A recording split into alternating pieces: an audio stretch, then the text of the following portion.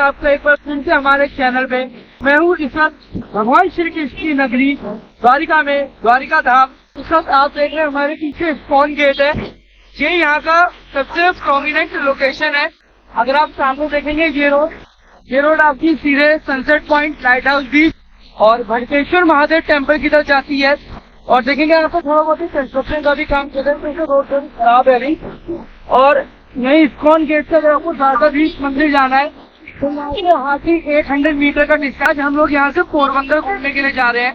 Plan तो कुछ ऐसा था कि हमने आज सोचा था आज लोकल साइट कर लेते, फिर कल हम पोरबंदर चले जाएंगे, क्योंकि पहले हमने जूनागढ़ से जामनगर होते हुए पोरबंदर का प्लान बनाया था। टाइमिंग सही से फिट नहीं बैठ रहा था, तो इसलिए हम डायरेक्ट जूनागढ़ से द्वारका आ गए।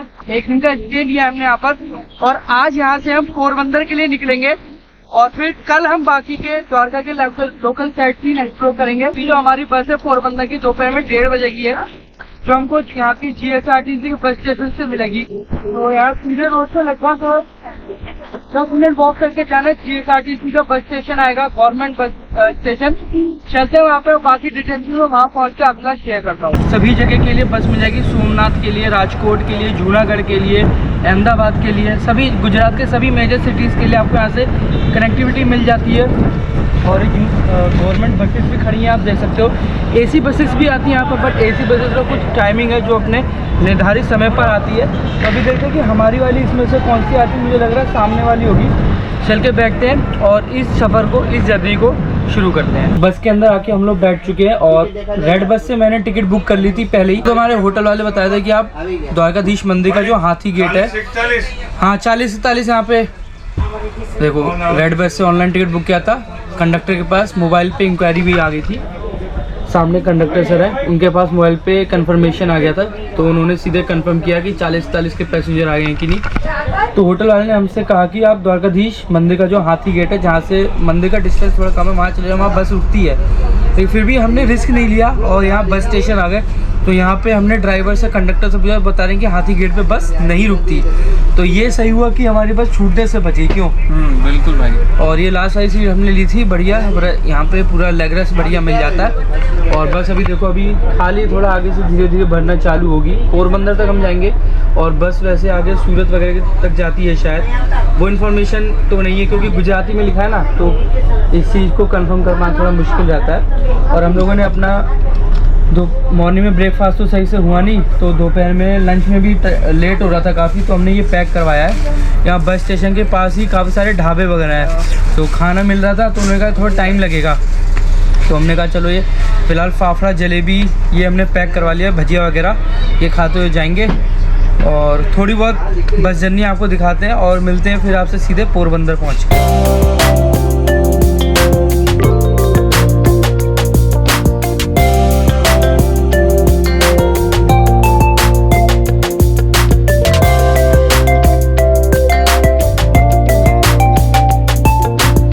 गोमती नदी का पार्ट है यहाँ पे पूरा, ये सारे इधर गोमती नदी का पानी है जो द्वारकाधीश मंदिर के आगे जाके फिर जो गोमती घाट है वहाँ जाके सीधे अरब सागर में मिलता है। तो गोमती घाट का सारा पानी रोड के यहाँ तक है। देखो ये पूरा गोमती नदी का पार्ट है पूरा यहाँ तक। तो अगर आप बस में चढ़ते हो तो आप ऑनलाइन भी अगर आप टिकट लेते हैं तो बस में आपको चेक कराया जाता है।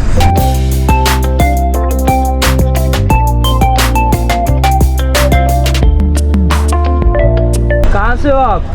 जूनागढ़। जूनागढ़ से। क्या नाम है? ईशियान। क्या? ईशियान। किसियान?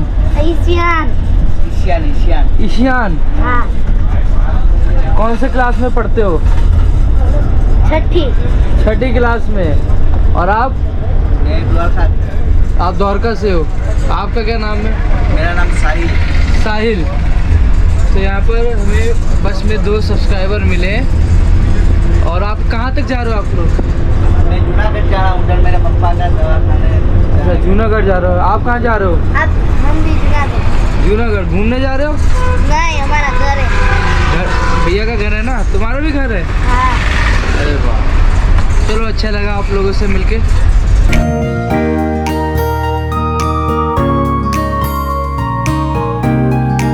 जैसा कि पोरबंदर हम लोग पहुंच चुके हैं और सबसे पहले विजिट करने के लिए आ गए हैं जामवन गुफा। क्योंकि कीर्ति मंदिर और आपका सुदामा मंदिर तो रात को 8:30-9 बजे तक खुला रहता है, बट जामुन गुफा आपका सिटी से काफ़ी दूर पड़ जाता है, लगभग आपको 25 किलोमीटर पोरबंदर से पड़ जाएगा। और जो इसकी एग्जैक्ट लोकेशन है राणा वाव है। राणा वाव में भी अगर आप जाते हैं तो राणा वाव में भी मेन रोड और रेलवे स्टेशन से लगभग आपका ये 5 किलोमीटर दूर है जामुन गुफा। और ये वही गुफा है जहाँ पर दीक्षा जामवंत इसी जगह पे रहा करते थे। अंदर एक बहुत गहरी गुफा है, उसी जगह पे वो अपनी पुत्री जामवंती के साथ रहा करते थे। और इसकी यह कहानी भी है, भगवान श्री कृष्ण सामंतक मणि की तलाश में मणि को खोजते हुए इस जंगल में आए, तब उनकी लड़ाई हुई यहाँ पर जामवंत से। और फिर जामवंत जब उनको उनके साक्षात रूप को पहचान गए, तब उन्होंने वही सामंतक मणि भगवान श्री कृष्ण को दिया और साथ में उनकी पुत्री जामवंती का विवाह भगवान श्री कृष्ण के साथ कराया। स्थान से जुड़ी जानकारी वो आपको अंदर चल के हम शेयर करें। मंदिर से दर्शन करके हम लोग आ चुके हैं। आपकी जानकारी के लिए इस मंदिर में भगवान श्री कृष्ण और देवी जामवंती की काले पत्थर की प्रतिमा है। इसी स्थान पर जामवंत ने जामवंती का विवाह भगवान श्री कृष्ण से कराया था और सामंतक मणि दी थी। इसके बाद पूरे रीति रिवाजों के साथ भव्य समारोह के साथ वह विवाह द्वारका नगरी में किया गया। तो यहाँ पर ये मंदिर उसी स्थान पर बनाया गया है जहाँ पर जामवंत ने प्रभु श्री कृष्ण और जामवंती का विवाह कराया था। इधर थोड़ा सा आगे चलते हैं। यहाँ पर ये नीचे गुफा बनी हुई है और यहीं पे नीचे ज़मीन के नीचे वो गुफा है जहाँ पर जामवंत अपनी पुत्री जामवंती के साथ रहा करते थे। चलते हैं एक बार और दर्शन करके आते हैं। गुफा में जाने का रास्ता है।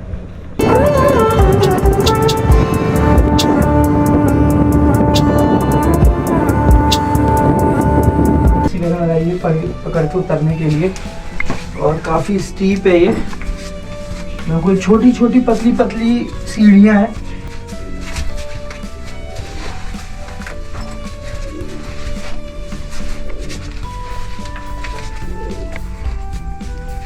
तो जामुन गुफा के अंदर आ चुके हैं और आप देखेंगे काफ़ी प्राचीन गुफा है ये। द्वापर युग के समय की है, उससे पहले त्रेता युग के समय की गुफा है ये। और यहाँ पर देखो आप, ये शिवलिंग वगैरह भी यहाँ पर है और ये किसी ने बनाया नहीं है, ये स्वयं इनमें से कुछ शिवलिंग है। और यहाँ आप देखोगे तो जगह जगह अलग अलग और शिवलिंग भी यहाँ पर बने हुए हैं। सामंतक मणि से जुड़ी एक कहानी है कि प्रभु श्री कृष्ण के राज्य में दो लोग रहते थे। उनके पास एक मणि हुआ करती थी। वह मणि जिसके पास भी रहेगी उसके राज्य में कभी भी अकाल नहीं पड़ेगा, किसी को दरिद्रता नहीं आएगी। तो जिनके पास वह मणि थी वह एक बार उस मणि को लेके द्वारकाधीश भगवान श्री कृष्ण के दरबार में पहुंचे। भगवान ने कहा कि आप ये मणि हमारे पास रहने दीजिए क्योंकि हम यहाँ के राजा हैं। तो उन्होंने कहा कि नहीं, यह मणि हम आपको नहीं दे सकते। और फिर एक दिन अचानक जिनकी वह मणि थी वे इस जंगल से होकर गुजर रहे थे और यहाँ सिर्फ जामवंत रहा करते थे, दीक्षा जामवंत। तो वे शिकार की तलाश में बाहर गए और उन्होंने देखा कि वहाँ पर एक जो मनुष्य है वो मरा पड़ा है और उसके पास काफ़ी चमकती हुई एक मणि है। तो वो मणि को लेके इस स्थान पर आ गए और इसी स्थान पर जामवंत के साथ उनकी पुत्री जामवंती रहा करते थे।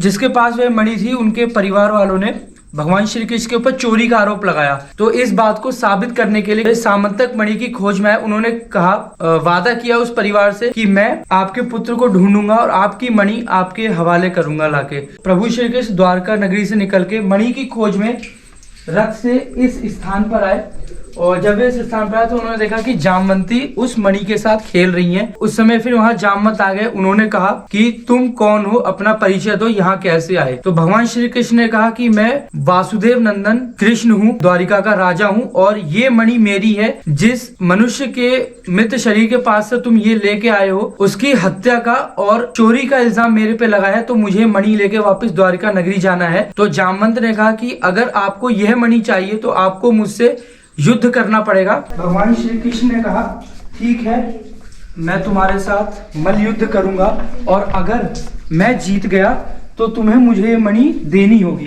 त्रेता युग के समय जब भगवान श्री राम अपना राज्य छोड़ रहे थे और वे अब वापस अपने वैष्णव लोक की तरफ जा रहे थे, तब उन्होंने जामवंत को ये आशीर्वाद दिया था, द्वापर के अंत में मैं तुम्हें एक बार फिर से दर्शन दूंगा। यहाँ इस स्थान पर वे मल्ल युद्ध हुआ था और उसमें ऐसा कि मल्ल युद्ध में जामवंत बुरी तरह हार गए। जामवंत ने प्रभु श्री कृष्ण से माफी मांगी और पूछा कि हे प्रभु, आप कौन हैं? आप अपना मुझे परिचय दीजिए, आप अपना मुझे विराट रूप दिखाइए। तो प्रभु श्री कृष्ण ने फिर इसी जगह जामवंत को, जो उनका विराट स्वरूप है, नारायण स्वरूप, उसके दर्शन कराए। और जो भगवान श्री राम का त्रेता युग में जो स्वरूप था, उसके भी उन्हें दर्शन दिए। उसके बाद जामवंत ने फिर वह सामंतक मणि इसी जगह पर जामवंती के साथ साथ भगवान श्री कृष्ण को सामंतक मणि दी और उनसे कहा कि प्रभु, आप मेरी पुत्री जामवंती से विवाह कीजिए, क्योंकि यह मेरी इच्छा है। इसका विवाह उसी के साथ करूंगा जो मुझे मल्लयुद्ध में हरा देगा, और मेरे को इससे बड़ी प्रसन्नता क्या होगी कि आपके साथ मेरी पुत्री का विवाह हो। ये जामवंती और जामवंत सामंतक मणि दे रहे भगवान श्री कृष्ण को। इस स्थान से जुड़ी जो जानकारी थी वो हमने आपके साथ शेयर करी। और जैसा आप देखेंगे ये स्वयंभू शिवलिंग है, और हमने आज से जितने भी शिव मंदिर देखे हैं वहाँ पर इस तरीके का स्वयंभू शिवलिंग आपको नहीं मिला होगा दर्शन करने के लिए। तो यह द्वापर युग के समय का ही स्वयंभू शिवलिंग है। और देखेंगे यहाँ पे तो शिवलिंग का अभिषेक जल से यहाँ ऊपर से होता है, ऊपर से पहाड़ से बराबर पानी, ये जो ये छेद बने हैं इनसे पानी ऊपर से रिस के यहाँ पर आता है और यहाँ पर शिवलिंग का अभिषेक होता है। यहाँ पर एक ये शंख दिखाई देता है, मतलब पत्थर में बिल्कुल शंख जैसी शेप हो रखी है। देखो यहाँ लिखा भी है दाया शंख। ये देखो पानी रिस रहा है यहाँ से कोने कोने से। तो यही कि जैसे गुफा में जहाँ जहाँ से पानी निकल रहा है वो पत्थर को काट काट के उसी की अपनी एक शेप बनाता है। तो कहीं ना कहीं देखने में ऐसा लगता है जैसे सी कोरल्स वगैरह हो। और ठंडक गुफा में पानी के होने की वजह से इतनी ज़्यादा है कि यहाँ आपको गर्मी का एहसास ही नहीं होगा, चाहे आप कितने गर्मी के मौसम में आ जाओ। और देखो कितनी नीचे नीचे पत्थर है यहाँ पर। और अगर मैं आपको थोड़ा सा और आगे और दिखाऊँ एक चीज़, देखो जैसे कि यहाँ पर वाटर ड्रॉपलेट्स यहाँ से हो रहे हैं ना, पानी की बूंदें जैसे यहाँ से गिर रही हैं। तो यहाँ पर ये अलग अलग छोटे छोटे पोर्स से बने हुए हैं जहाँ से पानी की बूंदें निकलती हैं। देखो तो कितना यूनिक स्ट्रक्चर यहाँ पे है इस गुफा का। और सोचो त्रेता युग द्वापर युग के समय की ऐसी गुफा। और ये देखो यहाँ पर ना पूरी गुफा में आपको सिर्फ ये 3 पिलर देखने के लिए मिलेंगे। एक ये सामने वाला जो स्टेयर्स के साथ में है, और एक ये वाला सामने, और एक तीसरा ये। तो पूरी गुफा में 3 पिलर्स बनाए हुए हैं। ये बेसिकली इसलिए बनाया हुआ है ताकि ये गुफा को सपोर्ट मिल सके। और यहाँ पे देखो यहाँ पे कितने लंबे लंबे ये कोरल टाइप ये बने हुए हैं डिज़ाइन। ये देखो मतलब जो कार्व्स वगैरह यहाँ पे हो रखा है ना, बहुत अलग है। ये बनाए हुए हैं अलग से पिलर्स वगैरह पे सपोर्ट देने के लिए ताकि ये हिस्सा गुफा का गिरे ना। और यहाँ पर एक ये कुंड टाइप का भी बना हुआ है। इधर दिखाओ नीचे, ये देखिए कितना गहरा कुआं है। जामुन गुफा अंदर से देख के बाहर आ चुके हैं और अब हम यहाँ से चलेंगे बाहर की तरफ और यहाँ से लेंगे ऑटो जैसे हम आए थे। तो अगर आप चाहो तो या तो आपके पास गाड़ी है अगर तो आप गाड़ी बुक करके आ सकते हो, या शेयरिंग में तो गाड़ी आएगी नहीं। शेयरिंग में या तो यहाँ पे ऑटो आएगा तो बुकिंग में भी ऑटो आ जाएगा। तो अभी यहाँ से बाहर चलेंगे और देखते हैं कि यहाँ से ऑटो मिल जाए। तो यहाँ से चलते हैं सीधे पोरबंदर बस स्टैंड और वहाँ से फिर सीधे चलेंगे कीर्ति मंदिर और सुदामा मंदिर, और वहाँ चल के फिर इस वीडियो में मैं आपको ज्वाइन करता हूँ।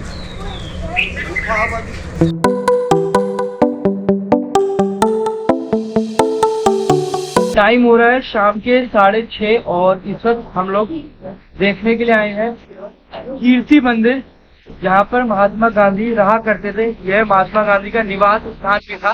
चलकर विजिट कराते हैं और आपको भी इस वीडियो में हम कीर्ति मंदिर दिखाने वाले कि अंदर से कैसा है कीर्ति मंदिर और यहाँ पर आज भी क्या क्या चीजें देखने के लिए।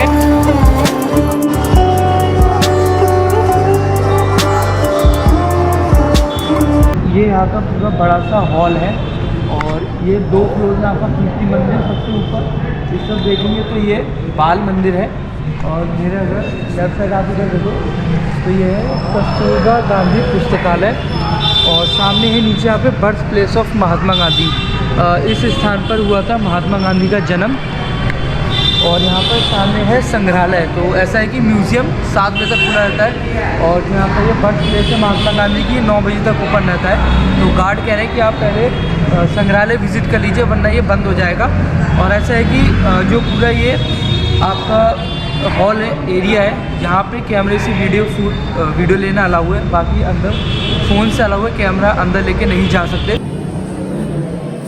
ये वो टेबल रखी है जिसपे महात्मा गांधी बैठ के अपना रीडिंग का काम किया करते थे, कुछ नोट्स वगैरह लिखने हो इसमें मतलब स्टडी के लिए टेबल यूज़ करते थे।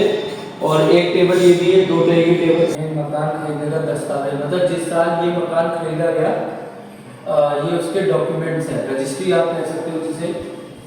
और गांधी जी का जो वंश है उसका जो कहते हैं ना फैमिली ट्री, ये पूरा फैमिली ट्री है, ये देखिए।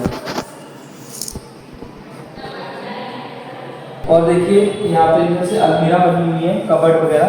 तो अलमीरा में आप देखोगे तो गांधी जी के बचपन की और गांधी जी के आश्रम वगैरह जहाँ जहाँ गांधी जी ने विजिट किया है उन सब जगह की फ़ोटो वगैरह है। ये गांधी जी जिस समय बैरिस्टर की पढ़ाई करते थे ये उस समय की फ़ोटो की। ये रुई वगैरह मतलब जो चरखे से सूत काटते थे वो है। ये गांधी जी के बर्तन हैं जो वही यूज़ किया करते थे, जैसे पानी का गिलास, छाछ वगैरह पीने का लोटा वगैरह, ये प्लेट कमंडल वगैरह, ये उनके पूजा की टोकरी वगैरह जिसमें फूल वगैरह लेके आते थे। और इधर भी बहुत थोड़ा सा ये संदूकदानी वगैरह हो गई, ये शोपीस वगैरह हो गए जो यहाँ पे रखे करते थे।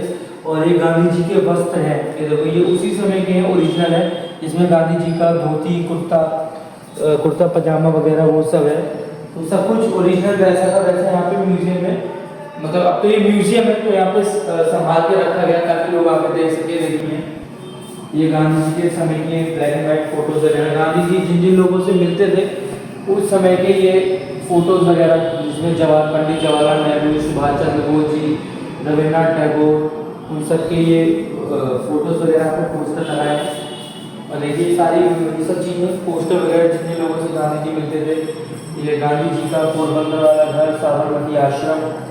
यहाँ देखेंगे ट्रेन से जब गांधी जी उतर रहे हैं तो सरदार वल्लभ भाई पटेल बाकी सभी नेता लोग उनको रिसीव करने आ रहे हैं। और एक किताबें हैं गांधी जी की जो वे पढ़ा करते थे और सभी गुजराती में लिखा हुआ है। पोरबंदर की ये सारी, पोरबंदर में गांधी जी ने जो इवेंट्स अटेंड किए, जो या आप कह सकते हैं जितने भी उन्होंने रैली वगैरह राजा महाराजा के अटेंड की उनकी फ़ोटोज़ हैं। ये जुलूस है पोरबंदर के टाउन हॉल में जुलूस की तैयारी हुई थी उस समय का फ़ोटो। आपको दूसरी जगह भी दिखाने ले चलते हैं। सबसे पहले चलेंगे गांधी जी जन्म स्थान पे, इस तरफ birth place of Mahatma Gandhi. यहाँ पर एक ये मैप भी लगा हुआ है।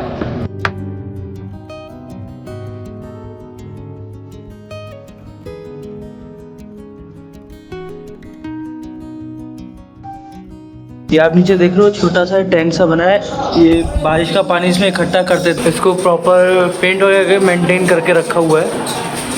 और यहाँ की कार्विंग्स वगैरह अगर आप यहाँ पर देखेंगे ऊपर जो गेट के ऊपर के हिस्से में कार्विंग्स वगैरह हैं।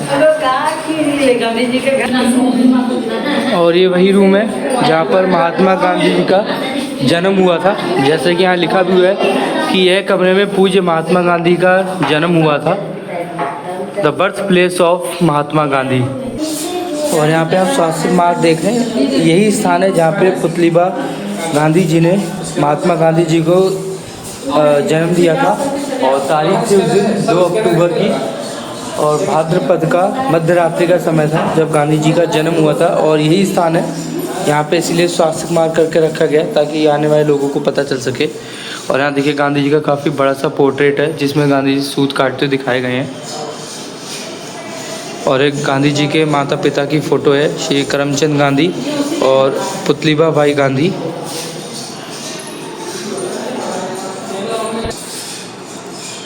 ये यहाँ की किचन है जहाँ पे पुतलीबा गांधी जी खाना बनाया करती थी।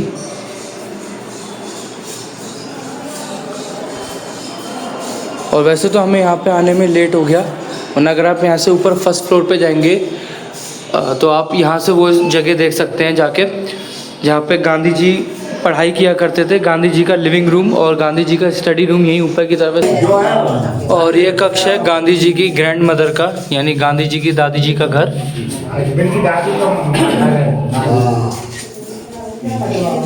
चलिए थोड़ा सा बाहर की तरफ चलते हैं।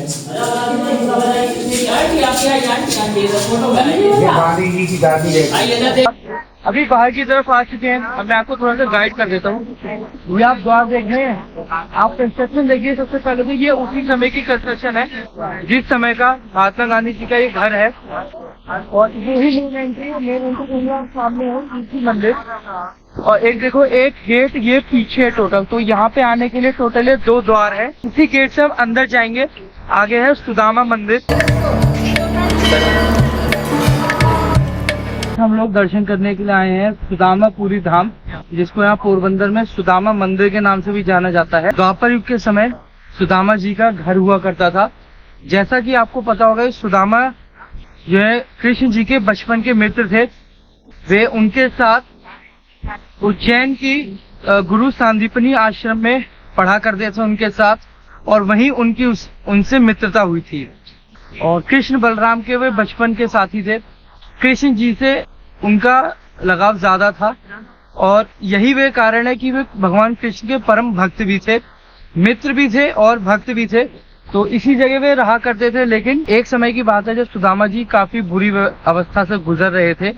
उस समय जो उनकी पत्नी थी, उन्होंने उनसे कहा कि द्वारिका के राजा द्वारिकाधीश भगवान श्री कृष्ण आपके बचपन के मित्र हैं, तो क्यों नहीं आप उनसे सहायता मांगते, वो आपकी सहायता जरूर करेंगे। तो सुदामा जी ने कहा कि मैं उनसे सहायता नहीं मांगूंगा। अगर मैं उनसे सहायता मांगूंगा तो उनको ऐसा लगेगा कि मैं लालच कर रहा हूँ, मैं अपने फायदे के लिए उनका इस्तेमाल कर रहा हूँ। ऐसा सोचते हुए सुदामा जी ने उनसे बिल्कुल भी मदद नहीं मांगी। तो एक समय की बात है जब घर में खाने को बिल्कुल भी अन्न नहीं था। उनके घर में सिर्फ चावल के 3 दाने बचे थे। और वसुंधरा ने क्या किया कि वो चावल के तीनों दाने उन्होंने भगवान श्री कृष्ण के चरणों में अर्पित किए। उनके घर में जो उनकी प्रतिमा थी, जिसकी सुदामा और वसुंधरा जी पूजा करते थे। बाद में सुदामा जी जब बहुत मजबूर हुए, तब वे भगवान श्री कृष्ण से सहायता मांगने उनकी नगरी द्वारिका गए। द्वारिका में एक जगह है भेंट द्वारिका, वहां पर सुदामा जी की भगवान श्री कृष्ण से मुलाकात होती है। उस समय कृष्ण जी भेंट द्वारिका में रहते थे, क्योंकि वहीं उनका असली निवास स्थान हुआ करता था। अपने साथ एक गठरी चावल की लेके आते हैं, वो सुदामा श्री कृष्ण को नहीं देते। भगवान श्री कृष्ण वो चावल उनसे लेते हैं और 3 मुट्ठी चावल खाते हैं। एक मुट्ठी में संसार का सारा सुख, एक मुट्ठी में स्वर्ग का जो भी वैभव, सुख वैभव होता है, वो सुदामा जी को देते हैं। और तीसरी मुट्ठी चावल जैसे वो खाने वाले होते हैं, लेकिन लक्ष्मी जी उन्हें रोक लेती है। तो इस पर भगवान श्री कृष्ण लक्ष्मी जी से कहते हैं कि देवी, सुदामा मेरा परम भक्त है, मेरा बचपन का सखा है, और उसकी जो हालत है इस समय गरीबी में, इसके बावजूद उसने मेरे से कोई सहायता नहीं मांगी। वो जानता था कि मैं उसकी मदद कर सकता हूँ, लेकिन उसने मेरे से कोई भी सहायता नहीं मांगी। तो उसका मित्र होने के नाते ये मेरा कर्तव्य है कि मैं अपने से उसकी सहायता करूं। तो जब सुदामा वापस द्वारिका से यहाँ पर आते हैं, तब वे देखते हैं कि उनका जो घर है, कुटिया जो है, वे इस महल में तब्दील हो चुके हैं। इसी जगह वो कुटिया थी, क्योंकि विश्वकर्मा को भगवान श्री कृष्ण ने भेजा होता है। पूरी सुदामापुरी उस समय सोने की हो जाती है। आज आप जिस सुदामापुरी में दर्शन करते हैं, यहाँ सिर्फ सुदामा जी का ये मंदिर है। ये थी इस स्थान के बारे में जुड़ी कहानी।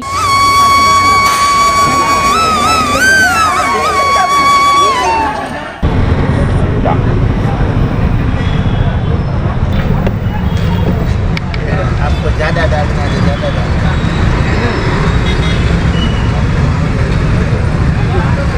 काफ़ी स्ट्रॉन्ग है, और ये है नॉर्मल प्लेन सोडा है। और आप यहाँ पे चाहते हैं तो नींबू सोडा वगैरह भी आप यहाँ पे बनवा सकते हैं। और ये एक बोतल सोडा की कॉस्ट है 5 रुपये। इसमें मसाला वगैरह डाल के लोग रेडी करते हैं। और भाई अगर आप इसमें नींबू सोडा वगैरह बनाते हो तो नींबू वगैरह डाल के देते, 15 रुपये इसकी कॉस्ट आती है। हमारे जितने भी प्लेसेस थे पोरबंदर में वो सारे हो चुके हैं। बस हमारा 2 चीज़ रह गए, एक माधवपुर बीच, क्योंकि हम लेट हो गए थे थोड़ा आने में, तो तब तक सनसेट भी हो ही चुका था। तो उसके बाद ये था कि अभी अंधेरा हो चुका, तो बीच पे जाने का फ़ायदा है नहीं कोई।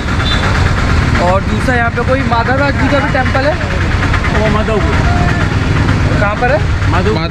माधवपुर में। यहाँ पोरबंदर घूमना है तो आप वहाँ भी जा सकते हो, उसको एज अ ऑप्शनल प्लेस आप यहाँ पे रख सकते हैं।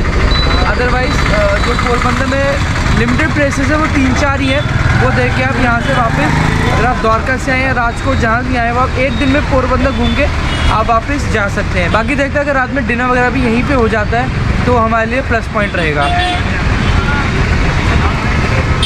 सामने पूरी मेन मार्केट ही है, यहाँ पे आपको खाने पीने के काफ़ी अच्छे ऑप्शन मिल जाते हैं। कुछ शॉपिंग करना है वो है, मेडिकल स्टोर्स वगैरह और कपड़े वगैरह खरीदने वो है। और यहीं पे सामने एक स्टॉल वाले रहते हैं, तो शाम को स्नैक्स वगैरह आपको खाना है तो आप लोकल स्टॉल से आप ले सकते हैं। और अभी हमने इनसे 2 आइटम ऑर्डर किए। एक ये ढोकला है, 20 रुपये प्लेट इन्होंने दिया है। एक प्लेट में 1-2 पीस के ढोकले के इस तरीके से लोग छोटे छोटे पीस करते हैं। साथ में इसमें आपको चटनी वगैरह अगर कुछ डलवाना है तो चटनी वगैरह आप अपने अकॉर्डिंग डलवा सकते हैं। और साथ में ऊपर से ये लोग इस तरीके से जो कांदा वगैरह यानी प्याज, शिमला मिर्च, धनिया, पत्ता गोभी वगैरह सब ये लोग काट के छोटा छोटा इसमें डाल के देते हैं। टेस्ट काफी अच्छा है। हल्का सा इन्होंने हरी मिर्च वगैरह भी डाला है तो उस वजह से थोड़ा इसमें तीखापन का स्वाद आ रहा है। तो इसमें आप चाहो तो अपने अकॉर्डिंग टेस्ट कस्टमाइज वगैरह भी आप करा सकते हैं। और सिंपल भी अगर आपको लेना है तो सिंपल भी आप ले, सेव वगैरह भी आप इसमें आप ऊपर से सेव भी गार्निशिंग में डलवा सकते हैं। ये है हमारा सेकंड आइटम और ये है चावल की इडलियाँ। सेम प्रोसेस, हमने वही मीठी चटनी और ये सलाद टाइप जो प्याज और पत्ता गोभी वगैरह ये इसमें डलवाया है। इडली वगैरह काफी सॉफ्ट है, टेस्ट काफी लाजवाब है। ये ढोकले और इडली दोनों हमें 20 रुपीज प्लेट पड़ा है। भैया आप डेली पड़ेगा तो टाइमिंग क्या है? शाम को 5 बजे आते हैं। शाम को 5 बजे कितने बजे तक आते हैं? 10:30 बजे। तो शाम को 5 बजे से रात के 10:30 बजे तक ये अवेलेबल रहते हैं यहाँ पे और डेली ये यहाँ पर खड़े होते हैं।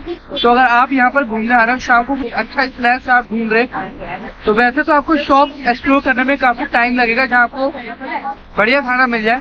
बट अगर आप जैसे कि नॉर्मल स्नैक्स में हल्का फुल्का खाना चाहते हैं तो आप ये ऑप्शन आप ट्राई कर सकते हैं।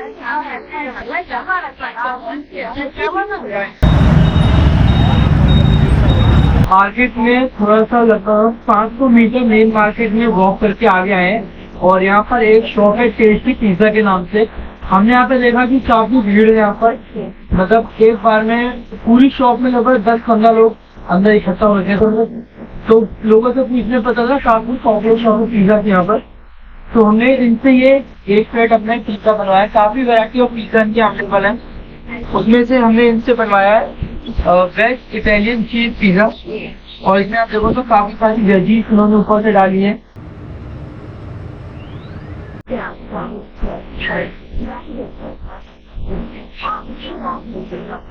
सही है और काफी टेस्टी भी है। और इस पिज्जा की कॉस्ट है ओनली 150 भी है। और अगर पिज्जा में आपको तो क्रिस्पी कितने अच्छे से पूरा बेक हो रखा है और चीज वगैरह भी आप देखो तो अच्छे से मेल्टेड है पूरी।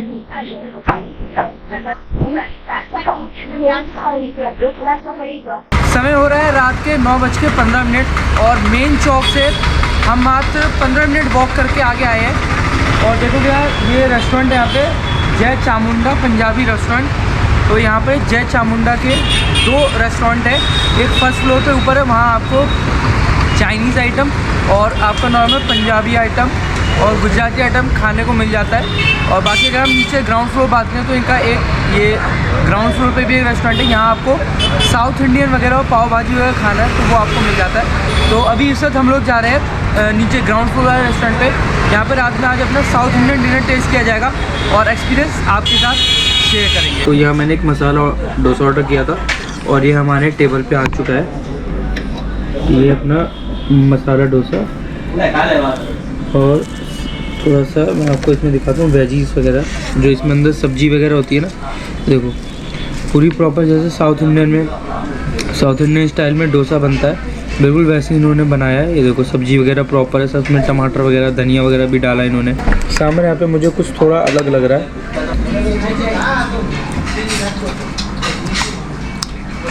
हल्का सा इसमें गुजराती टेस्ट आ रहा है, ये थोड़ा सही है। अदरवाइज वैसे सांभर अच्छा है। एक बार मैं डोसा बताता हूँ, और डोसा क्रिस्पी काफ़ी है। तो मैंने पहले ही बोल दिया था कि हल्का सा इसको हल्का सा लाल करो, क्रिस्पी करके देना।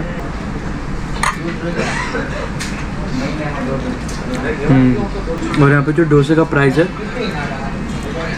120 रुपीज़ का मसाला डोसा है। वैरायटी ऑफ डोसा यहाँ पे 7-8 तरीके की वैरायटी है, तो जैसा आपको चाहिए आप वो ले सकते हैं। सिंपल प्लेन मसाला डोसा मैं आपको रिकमेंड करूँगा कि आप ये यहाँ पे खाएं, इसमें थोड़ा टेस्ट आपको अच्छा मिलेगा। बाकी काफ़ी स्वादिष्ट और अच्छा टेस्ट है इसका। एक आइटम और ऑर्डर किया है, और ये नीरज के लिए है, मेरे लिए नहीं है। मैं तो अपना मसाला डोसा खा चुका हूँ, और ये मैसूर मसाला पेपर डोसा। यहाँ रिक्वेस्ट किए गए थे कि हल्का सा क्रिस्पी और लाल करके देंगे। देखो कितना मस्त लाल है और क्रिस्पी भी है पूरा। एक बार ये खा के बताएगा। और इसमें देख सकते हो आलू की फिलिंग भी काफ़ी अच्छी है। आलू तो सेम वही है जो मसाला वाली, वही वाली ही है। क्रिस्पीनेस लेकिन काफ़ी अच्छी है। क्रिस्पीनेस बहुत अच्छी है, और उससे भी ज़्यादा है। करारा डोसा कहते हैं इसे, बिल्कुल कागज जैसे जो होता है, जैसा नाम होता है पेपर।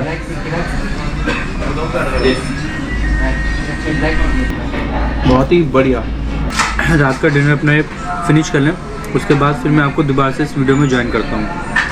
रात के 10:25 और हम लोग इस वक्त पोरबंदर से वापस द्वारका जी जाने के लिए निकल रहे हैं, क्योंकि हमारा होटल द्वारका जी में है।